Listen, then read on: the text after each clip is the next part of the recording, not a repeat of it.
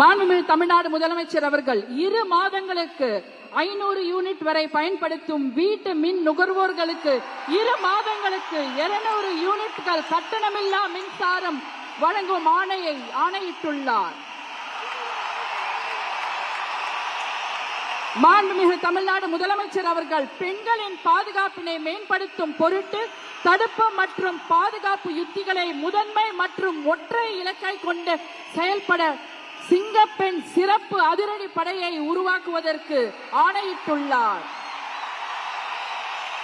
தமிழ்நாட்டில் போதைப் பொருட்கள் தொடர்பான குற்றங்களை கண்டுபிடித்து கடுமையான நடவடிக்கைகளை எடுக்கும் பொருட்டு அனைத்து மாநகரம் மற்றும் மாவட்டங்களில் போதைப் பொருட்கள் தடுப்பு படை அலகுகளை உருவாக்குவதை குறித்து ஆணையிட்டுள்ளார் மாண்புமிகு தமிழ்நாடு முதலமைச்சர் அவர்கள்.